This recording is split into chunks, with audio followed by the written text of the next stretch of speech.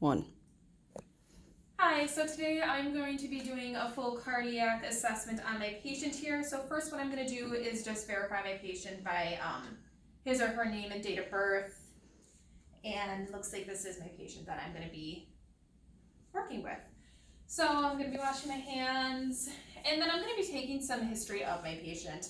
So I'm going to be asking for any cardiac surgeries, any history of heart disease in the family, some medications like metoprolol, any blood thinners that the patient is on, and looking for any symptoms. So if the patient is experiencing 2 pounds or more weight gain within a day, any shortness of breath, any palpitations, stuff like that.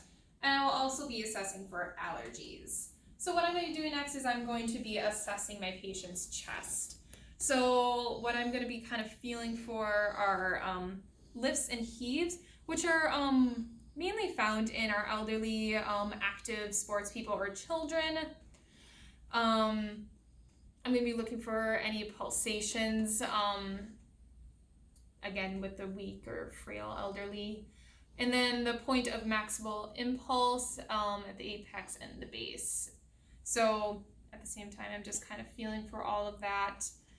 So some of the sounds I will be listening for are, my first sound is going to be the aortic, which is going to be in the second intercostal space.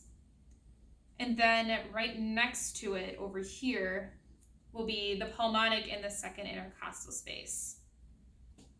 Next, or my third, is Erb's point, which is in the third intercostal space. Next is the tricuspid, which is going to be in the fourth intercostal space. And then you have the mitral, which will be right here. And that's going to be in the fifth intercostal space, midclavicular. So some of the sounds I should be hearing is, for S1, it's that classic lub. So that is the closure of the tricuspid and the mitral valves, and this could be heard at the apex at the beginning of the systole. If I was having a hard time hearing this, I could have my patient lay on the left-hand side, which will help me hear it much, much better.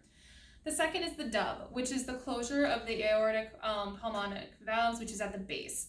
And I know it's kind of funny to think about. I know with me, the base is actually at the top of the chest. And this is at the end of systole and the beginning of distal. If I'm still having hard times, what I could do is have my patient lean forward like so, or I could have the bed already raised, but I'm just going to have them lean forward at this point. So next, what I'm going to be listening for is the S3 and S4. These I can actually hear with my bell sound. This could be indicative of a mitral issue right here, and then the S4 is the arterial contraction heard before S1. It's that swooshing sound. It can be normal in the elderly, or if they have stenosis, that's when we could hear the S4. So one thing I want to be listening for is pulse deficit. What I want to be doing is listening to the apical pulse and feeling at the radial pulse. And I want to make sure that, I guess just for the point of the video, I could have these on. I want to make sure that I'm hearing what I'm feeling, and I want to make sure it's all simultaneously. If for some reason the apical pulse and my radial pulse are, let's just say, they aren't beating together, I could get another nurse to clarify what I am seeing. So, and I will be doing that for 1 minute, if I didn't already say that. So next, I'm going to be listening for our murmurs. So the murmurs are going to be rated 1 through 6 by loudness or turbulent flow. This could be kind of hard to hear. So next is the regurgitation and stenosis. The regurgitation is just when the blood is kind of back flowing into the valves. And then the stenosis is the thickening or hardening of your veins. what I could or what I don't want to be hearing is a friction rub, which is kind of like two balloons rubbing together. This could be heard between the apex and the sternum. Okay, and then what we want to do next is assess my patient's skin. So I do have a white woman here. So what I want to be looking for is nice pink. I want to make sure that her skin is dry, no sweating. If she was darker, I could be seeing, I don't want to be seeing an ash color. I want to make sure her lips are nice and pink. I don't want to be seeing blue at all. So what I'm seeing is very good here. Next is any arterial insufficiency. So any weak or thready pulses at her radial, on her radial pulse, any deep ulcers, any shiny skin, hairless legs, or any thickening nails.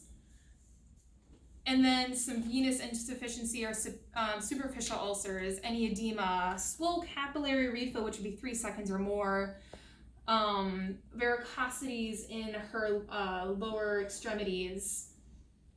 And then lastly, we would want to be focusing on orthostatic hypotension.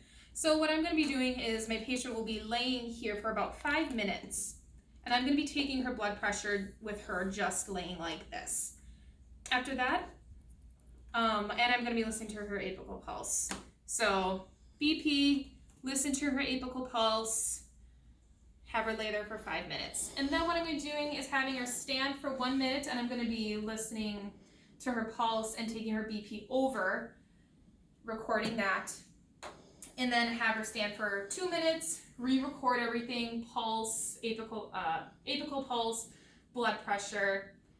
And then if I do have an increase, a decrease of 20 systolic, or a decrease in 10 in diastolic, and an increase of 20 beats in her apical pulse, that would be a positive finding of orthostatic hypotension.